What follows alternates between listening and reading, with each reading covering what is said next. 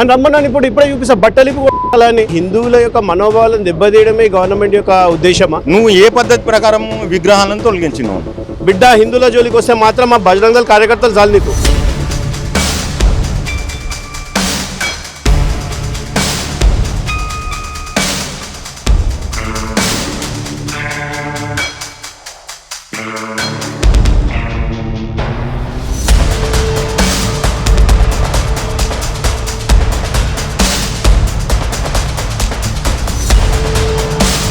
Welcome to Pallavi TV. ప్రస్తుతం మనం మెహదీపట్నం నానాల్ నగర్లో ఉన్నటువంటి పవర్ఫుల్ ఆంజనేయ స్వామి ఆలయంలో ఉన్నాము. ఆంజనేయ స్వామి ఆలయం ముందు సీతారాములు లక్ష్మణ్ సమేతమైనటువంటి కమాన్ ఉండేది. ఆ కమాన్ జిహెచ్ఎంసీ అధికారులు ఎక్స్టెన్షన్ రోడ్డు విస్తరణలో భాగంగా ఆ విగ్రహాలతో పాటు కమాన్ కూల్చేసారు అనేది ఇక్కడ హిందూ సంఘాలు కావచ్చు, ధార్మిక నాయకులు కావచ్చు, వీళ్ళంతా తీవ్ర అభ్యంతరం చెప్తా ఉన్నారు.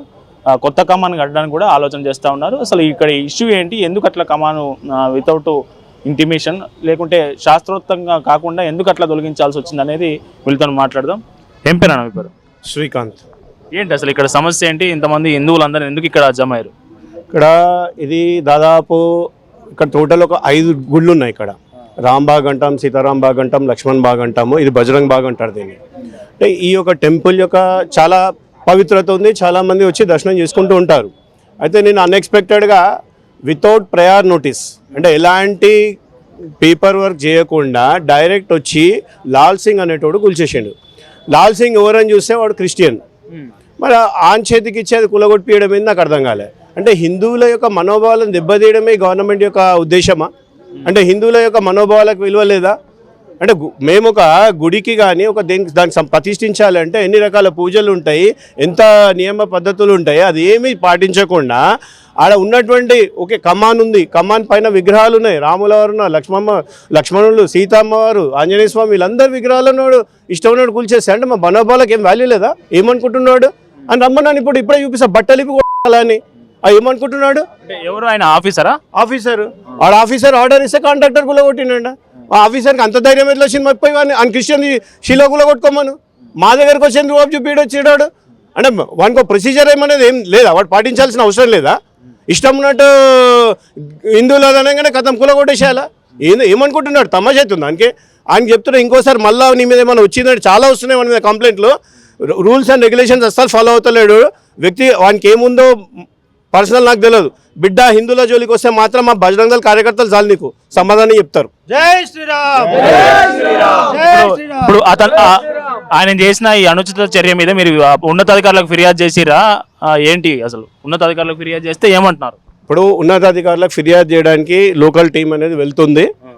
వాళ్ళ మీద స్పెసిఫిక్గా మళ్ళీ కంప్లైంట్ అనేది లాడ్జ్ చేస్తాము. అయితే నిన్న పోలీస్ వాళ్ళు ఎఫ్ఐఆర్ నమోదు చేయడం జరిగింది. కాంట్రాక్టర్ మీద చేసిండు. మేమేమంటామంటే కాంట్రాక్టర్ జస్ట్ ఒక ఇది జరియా. ఎందుకంటే అథారిటీ ఆర్డర్ ఇస్తేనే కూలోడు పనిచేస్తాడు. మరి వాన్ మీద ఎందుకు పెట్టకుండా కాంట్రాక్టర్ ఎందుకు బలిపశు చేస్తారు? ఆర్డర్ ఇచ్చినోని నువ్వు సస్పెండ్ చేయి, ఆర్డర్ ఇచ్చినోని మీద యాక్షన్ తీసుకో అని చెప్పేసి బజరంగ దళ డిమాండ్ చేస్తుంది. అంటే ఇప్పుడు టెంపుల్ కమాన్ కూడా రోడ్డు మీద ఉంది, రోడ్డు విస్తరణలో భాగంగా తొలగించామని చెప్తా ఉన్నారు అధికారులు. ఇప్పుడు రోడ్ మనకు పూర్వం రోజుల్లో రోడ్ చిన్నది ఉండే, అవసరం తగ్గట్టుగా మనం మారుతూ వస్తుంది. మేము దానికి వ్యతిరేకం చేయలేదు. మళ్ళీ ఆనంద్ థియేటర్ దగ్గర ఉన్నటువంటి రక్తమైసమ్మ టెంపుల్ రోడ్ మధ్యలోనే ఉండే. మళ్ళీ మేము కోఆపరేట్ చేసినాం కదా, మేము దాన్ని కోఆపరేట్ చేసినాం కదా. ఇప్పుడు మీరు ఇక్కడ ఏమంటున్నారు? ఇది రోడ్డు మీదకి వచ్చింది అంటున్నారు. ఒక్కసారి దీని చరిత్ర చూడండి. ఇది 3500 గజాలు ఉన్నటువంటి జాగా. ఇది దాంట్లో మరి టెంపుల్ ఓవర్ ఎంక్రోచ్మెంట్ అయినరు ఏంటి అనేది అంతా ఒకసారి ఎంక్వైరీ పెడితే దీన్ని ఒక ఎంక్వైరీ పెట్టండి. రోడ్కి గుడి జాగానే ఉంది తప్ప గుడి రోడ్ మీద పోలేదు, కమాన్ రోడ్ మీదకి పోలేదు. వాళ్ళే గుడి జాగాలోకి వచ్చిర్రు. మళ్ళీ అట్లాంటప్పుడు ఎట్లుండాలి? మేము మళ్ళీ ఇది ఎన్క్రోచ్మెంట్ అయింది అనడం ఎట్లా? అది కరెక్ట్ కాదు కదా, సబబు కాదు కదా. అరే నువ్వు ఏది ఉన్నది 400 నుండి 500 సంవత్సరాలు ఉన్నటువంటి కమాన్ని నువ్వు ఓవర్ నైట్ డేలో నువ్వు వచ్చి కూల్చేస్తావు. ఆ విగ్రహాల మీద ఇష్టం విగ్రహాలు తలలు వల్ల కొట్టుడు ఓడేవాడు. వానికి అంత వాని తల అట్లా నడితే తెలుస్తాయేమో వానికి. ఇంకోటి మేము స్ట్రిక్ట్గా చెప్తుంది ఒకటే, మీరు ఎలాంటి ఒకవేళ రోడ్డు విస్తరణలో గుళ్ళు కానీ గోపురాలు కానీ ఏమైనా తీయాలి అని అనుకుంటే ఫస్ట్ దాని యొక్క ప్రాపర్ దీంట్లో వెళ్ళండి. అలాగే లోకల్లో ఉన్నటువంటి మా లోకల్లో టీమ్స్ ఉన్నాయి, గుడికి కమిటీ ఉంది, వాళ్ళకి ఇంటిమేషన్ చేయండి. వితౌట్ ఎనీ ఇంటిమేషన్ ఇష్టంలో చేసుకోవడానికి ఇక్కడ నీ అయ్యసొత్తు కాదు, ఇది రాజ్యాంగం పరంగా నడవాలి. నీ పర్సనల్గా నడిపించడానికి రాజ్యాంగం ఇది కాదు. రాజ్యాంగం మాకు కూడా హక్కు ఇచ్చింది. దాని ప్రకారం మేము పోరాడతాం. వెంటనే ఆ లాల్ సింగ్ అనేటువంటి సస్పెండ్ చేయాలి, వాని మీద శాఖాపరమైనటువంటి యాక్షన్ తీసుకోవాలి. జై శ్రీరామ్. అయితే ఇది సుమారు 400-500 సంవత్సరాల చరిత్ర గల గుళ్ళు. ఈ నానక్రమ్ కూడా ఏదైతే ఉందో అది రాంబాగ్ అది అసలు పేరు. ఈ రాయదుర్గం దర్గా అంటారు కదా, దాని పేరు షేక్పేట్ దర్గా అని ఇప్పుడు అంటారు కదా, దాని పేరు అసలు పేరు లక్ష్మణ్ బాగ్. ఈ రాయి అనేది ప్రహారీ లేక ఉన్నది కాబట్టి రాయదుర్గం అయింది. ఇది బజరంగ బాగ్, ఇది దీని పేరు. ఇప్పుడు ఆల్రెడీ సీతారాం బాగ్ అందరికీ తెలిసిందే, అది ఒకటే ఒరిజినల్ పేరు మీద పిలువబడుతుంది. మా డిమాండ్ ఏంటంటే శాస్త్రోత్తంగా తీయలేరు అది. మీరు ఎన్ని సంవత్సరాల నుంచి ఇక్కడ ఉంటున్నారు? ఎన్ని సంవత్సరాల నుంచి గుడిని చూస్తూ ఉన్నారు? మేము ఎన్ని సంవత్సరం ఇక్కడ మేము ఉన్నాం, రాయదుర్గంలో ఉంటాం, దర్గాలో ఉంటాం రాయదుర్గం. అయితే ఒక 40 సంవత్సరాల నుండి చూస్తున్నాం మేము. ఇక్కడ వచ్చిపోయే దారి మాకు ఇదే. అయితే 40 సంవత్సరాల నుండి గట ఇక్కడ అప్పట్లో మేము పూజలు చేసుకునేవాళ్ళం. అంటే ఎప్పుడన్నా గుడికి ఇక్కడ మొక్కిపోయేవాళ్ళం. ఈ మధ్యాహ్నం రానియలేరు వీళ్ళు. మేము ఒక రోజు కమాన్కు హనుమాన్ జయంతి సందర్భంగా సున్నం వేస్తామని వచ్చినాం. ఈడ ఉండే పంతులు నువ్వు నీకే అని మమ్మల్ని రానియలేరు లోపలికి. మేము వేస్తాము ఏమేము మా ఇష్టం, అది మీరు రావద్దు అని చెప్పింది ఖచ్చితంగా. ఇది గుడి అనేది అందరిది. ఇది మీకు ఇంకేమన్నా పర్సనల్ ప్రాబ్లం ఉందేమో అది మీరు చూసుకోండి. ఇది ఇక్కడ దేవాలయం ఉన్నది, ఏండ్ల నాటి దేవాలయం. మేము భక్తులం అనేవాళ్ళం, మనోభావాలు దెబ్బతినకుండా మీరు అది ఒక్కటి చూసుకోమని చెప్తున్నాం. మేము గుడికి వచ్చి వెళ్తాం. మీ పాస్తులు మాకు అవసరం లేదు కదా, దర్శనం స్వామివారి దర్శనం చేసుకొని పోతాం అంటున్నాం. ఇంకా అంతే కదా మేము అనేది. ఇప్పుడు మనం ఒకటిగా లేనందుకే ఇదంతా జరిగింది. ఇప్పుడు నువ్వు ఇంతకుముందు ఏం క్వశ్చన్ వేసినావు అంటే రోడ్లోకి వెళ్ళి రోడే ఇక్కడ వచ్చింది. గుడి స్థలంలోకే రోడ్, అక్కడ ఉండే రోడ్డు చాలా దూరంలో రోడ్డు ఉండే, సింగిల్ రోడ్ అది. రోడ్డు విస్తీర్ణంలో భాగంగా ఈ గుడి ప్లేస్లోకి వచ్చేది. సరే మేము కాదంటలేము, నువ్వు ఏ పద్ధతి ప్రకారం విగ్రహాలను తొలగించినావు మాకు అందరికీ చెప్పేది. గుడి కమిటీ ఉన్నది, ఇక్కడ లోకల్గా హిందువులు ఉన్నారు. మా మనోభావాలను ఎందుకు దెబ్బతీసారు? ఆయన కేవలం క్రిస్టియన్ అధికారి ఎవరైతే ఉన్నారో ఆయన క్రిస్టియన్ కారణంగానే ఆ బైబుల్లో ఒకటే ఉన్నది. అంటే విగ్రహాలను ధ్వంసం చేయి, దేవాలయాన్ని కూల్చేయండి బైబుల్లో ఉన్నది. అదే పద్ధతి ప్రకారం ఆయన చేసినట్టున్నాడు. ఇది ఎంత మాత్రం సహించేది లేదు. ఆయన మీద ఖచ్చితంగా యాక్షన్ తీసుకోవాలి. ఆయన పేరు జోనల్ కమిషనర్ ఎవరైతే బాధ్యుడు ఉన్నాడో, ఈ కమాండ్ను తీయడానికి కారకుడైన జోనల్ కమిషనర్ మీద తప్పకుండా ప్రభుత్వం చొరవ తీసుకొని ఆయనను కఠినంగా శిక్షించాలని కోరుకుంటున్నాం. జై శ్రీరామ్.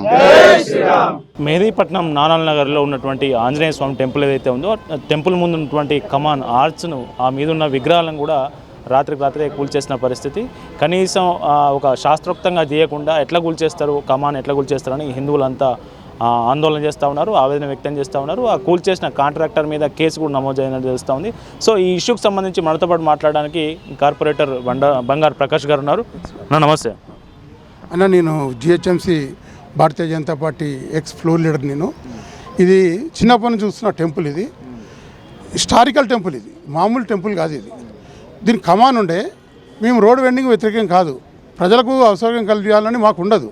కానీ ఒక పద్ధతి ప్రకారం ఒక ఏదైతే ధర్మం సంస్కృతి మీద ఆధారపడ్డ పార్టీ సనాతన ధర్మంలో ఒక విగ్రహాలు ఉన్నాయి, రాముడు సీత లక్ష్మణుడు మొత్తం సమేత ఆంజనేయ స్వామి విగ్రహాలు ఉన్నాయి. ఆ విగ్రహాలు జరిపేటప్పుడు పూజా కార్యక్రమం తంతు ఉంటుంది అంది. అవన్నీ చేసి జరిపితే బాగుంటుంది. కానీ అధికారులే వాళ్ళు వచ్చి స్నానం చేసిరేదో తెలియని వ్యక్తులు బుల్డోజర్లు పట్టుకొని వచ్చేసి దాన్ని కూలగొట్టి దాన్ని ధ్వంసం చేసి, అంటే హిందువులు అంటే చులకన భావం అయిపోయింది ప్రభుత్వానికి. ఇప్పుడు కాంగ్రెస్ ప్రభుత్వం రేవంత్ రెడ్డి ఏమనుకుంటా అంటే నేను ఏం చేసినా అడగటోళ్ళు లేడు, హిందువులను ఎంత అనగదొక్కినా వాళ్ళు ఏం చేయలేరు, ఐకమత్యం లేదు వీళ్ళ ఐకమత్యం లేదు కాబట్టి నేను ఏమైనా చేస్తాను అనుకుంటున్నాను. ఖబర్దార్ రేవంత్ రెడ్డి, మా ఐకమత్యం రాత్రి దించినాం. ఎఫ్ఐఆర్ బుక్ చేయకపోతే ఎఫ్ఐఆర్ బుక్ చేయించినాం కూర్చొని. ఎఫ్ఐఆర్ బుక్ చేయడానికి 5 గంటలు పట్టింది. ఇప్పుడు అరెస్ట్ చేయడానికి ఇంకా లేదు. అందులో కాంట్రాక్టర్ పేరు ఒకటే రాసిండు. కాంట్రాక్టర్ సొంతంగా కొలగొడతాడా? ఏ అధికారి ఆయనకు ఆదేశం ఇచ్చిండు? ఎవరెవరు చెప్పారు? వాళ్ళ పేర్లు రావాలి కదా ముందుకు. మరి పోలీసు వాళ్ళు ఎంక్వైరీ చేయాలి కదా. పోలీసు వాళ్ళు ఎంక్వైరీ చేస్తే కదా అది బయటపడేది. ఎఫ్ఐఆర్ బుక్ చేసినంత మాత్రం కాదు కదా. అది వాడిని అరెస్ట్ చేసి, బాబు నీకు ఎవరు చెప్పారు, వాని పేరు కూడా ఇంక్లూడ్ చేసి వాడిని కూడా అరెస్ట్ చేసి అప్పుడు కానీ ముందుకు పోదు కదా. ఇవాళ గుడిమల్కాపూర్లో ఎండోమెంట్ ల్యాండ్ ఉంది, దాన్ని మార్కెట్కి ఇస్తే ఆ మార్కెట్ కాడికి వెళ్ళి మొత్తము మస్జిద్ ల్యాండ్ ఎండోమెంట్లో మక్బడ్ ల్యాండ్ అని మొత్తం దర్గాలు ఏమేమో చెరుకు బండ్లు పెట్టేసారు. అన్ని దుకాణాలు కొలగొట్టారు హిందువులై. మరి అవెందుకు కొలగొట్టారు? అంటే వన్ సైడ్ పని ఎందుకు చేస్తున్నారు వీళ్ళు? అధికారులకు భయం ఎందుకు వీళ్ళంటే? ధైర్యంగా ఒక్కట ఆ దర్గాల వల్ల దర్గాలు ఏముండయి, దర్గా పెడతారు, ఆడ పైసలు వసూలు చేస్తారు, ఆ హిందువులే పైసలు వేస్తారు దాంట్లో. అంటే విచిత్రం ఏంటంటే మన ధర్మాన్ని రక్షించడానికి మా కార్యకర్తలు పెళ్ళిళ్ళు కూడా చేసుకోకుండా తిరుగుతున్నారు, గోరక్ష అని, ఇది హిందూ టెంపుల్కి అని, అర్ధరాత్రి అని. కానీ ప్రభుత్వానికి చీమకుడినట్టు కూడా లేదే. అంటే హిందువులు అంటే ఇంత చులకన ఎందుకు? ఎప్పుడైతే హిందూ ఐకమత్యం రాదో ఇలాంటి జరుగుతూనే ఉంటాయి. హిందువుల ఐకమత్యం రావాలి. ఇవాళ మీరు నమ్మరు, ఒక యాక్సిడెంట్ హిందూ బండిని ముస్లిం గుద్దిన, ముస్లిం బండిని హిందూ గుద్దిన వస్తారు 50-100 మంది రోడ్డు మీద పోతాలు వచ్చి దన కొట్టేస్తున్నారు. అయింది ఎఫ్ఐఆర్ కూడా, నేను ఎఫ్ఐఆర్ చేయించిన గుడిమల్కావూరు పోలీస్ స్టేషన్లో, మాసాబ్డంగ్ పోలీస్ స్టేషన్లో, రెండిట్లో బుక్ చేయించిన. ఒక కేసు అయింది మొన్న. ఆ లేడీ వెనకేకలు గుద్దింది. వెనకేకలు గుద్దితే ఎవరు తప్పు? 99% వాళ్ళదే కదా. లేడీస్ అప్పుడప్పుడు 50 మంది దమ్ము చేసి వాళ్ళని కొట్టడం జరిగింది. అదృష్టానికి పోలీసు వాళ్ళు వచ్చారు కాబట్టి పిల్లలు, యూత్ పిల్లలు, ఎన్ఆర్ఐ బయటకు పోయేవాళ్ళు. ఈ విధంగా జరుగుతుంది. మనం ఎంతమంది యాక్సిడెంట్ అయితే ఆగి హిందువా ముస్లిం చూసే మనకుందా సెక్యులర్ మైండ్. మనకు ప్రభుత్వం 1947 నుంచి కూడా సెక్యులర్ సెక్యులర్ సెక్యులర్ సెక్యులర్ అని మనల్ని ఈ దద్దమలం చేసి పెట్టారు ప్రభుత్వం.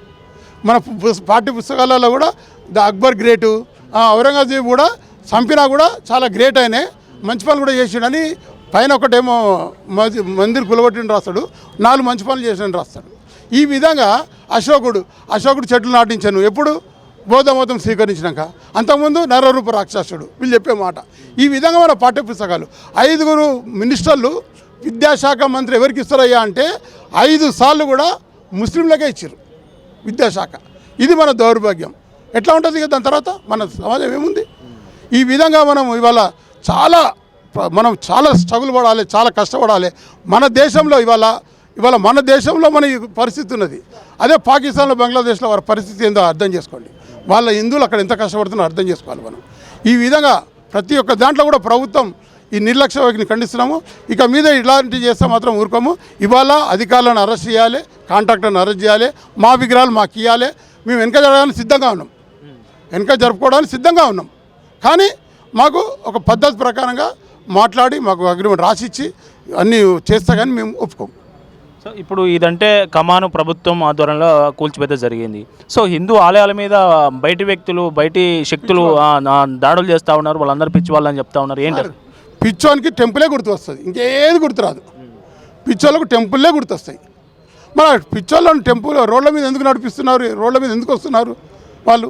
అట్లాంటి వాళ్ళను ఉరిది చేయాలి కదా. అట్లాంటి వాళ్ళు సంఘ విద్రోహ శక్తులను ఎందుకు ఉంచాలి? ఎన్కౌంటర్ చేయాలి కదా. యూపీలో ఎందుకు ఎన్కౌంటర్లు అవుతున్నాయి? మరి యూపీలో ఎందుకు పిచ్చోళ్ళు లేరా? రాజస్థాన్లో పిచ్చోళ్ళు లేరా? మధ్యప్రదేశ్లో పిచ్చోళ్ళు లేరా? హిమాచల్ ప్రదేశ్లో పిచ్చోళ్ళు లేరా? ఇక్కడ తెలంగాణ కాంగ్రెస్ పాలిత ప్రాంతాలనే పిచ్చోళ్ళు ఉంటారా? కర్ణాటకలో పిచ్చోళ్ళు వస్తారు, తెలంగాణలో పిచ్చోళ్ళు వస్తారు. ఇదేనా వీళ్ళ పద్ధతి? అంటే కాంగ్రెస్ మన రేవంత్ రెడ్డి గారు బాగా కరెక్ట్ చెప్పారు. ముస్లిం అంటే కాంగ్రెస్, కాంగ్రెస్ అంటే ముస్లిం, కాంగ్రెస్ అంటే ముస్లిం. రేవంత్ రెడ్డి చెప్పిన మాట, ముస్లింలు కాంగ్రెస్ అంటే ఒకటే, ఈక్వల్ టు ముస్లిం, ఈక్వల్ హిందూ ముస్లిం కాంగ్రెస్ అయితే ముస్లిం, ముస్లిం అయితే కాంగ్రెస్, ఒకటే అని బాజాబ్తో చెప్పిండు. మనకు బుద్ధి వస్తలేదు వాళ్ళ కొట్టేనికి. ఇప్పుడు ఇక్కడ పోలీస్ అధికారులు ఏమంటా ఉన్నారు, జిహెచ్ఎంసీ అధికారులు ఏమంటా ఉన్నారు ఇప్పుడు ఈ చర్యకు సంబంధించి? ఇప్పుడు దీనికి అంతా బాధ్యత జిహెచ్ఎంసీ అధికారులే. వాళ్ళని అరెస్ట్ చేయాలి. పోలీసు వాళ్ళ బాధ్యత ఏంటంటే ఒక విగ్రహాలు దొంగతనం అయితే కేసు వేస్తామా లేదా? మా మనోభావాలు దెబ్బతిన్నాయి. మనోభావాలు దెబ్బతిన్నప్పుడు ఖచ్చితంగా కేసు ఉంటుందా లేదా? దొంగతనం అయితే కేసు ఉంటుందా లేదా? రికవరీ చేయాలి కదా, దాన్ని రికవరీ చేయాలి, ఎత్తుకపోయినని కేసు పెట్టాలి కదా. మరి ఎక్కడ ఎఫ్ఐఆర్ ఇచ్చారు? రాత్రి 4 గంటలు ధర్నా చేసి ఇచ్చారు, కాదని కాదు. అందులో కూడా కాంట్రాక్టర్ అని అదర్స్ ఉంది. అదర్స్ అంటే ఎవరు? కాంట్రాక్టర్కి ఎవరెవరు ఆదేశించాలి కదా. ఆయన గాలికి వచ్చి ఆయననే కొలగొట్టిండా? మరి ఏదో ఒకటి ఉండే తేలం కావాలి కదా మనకు.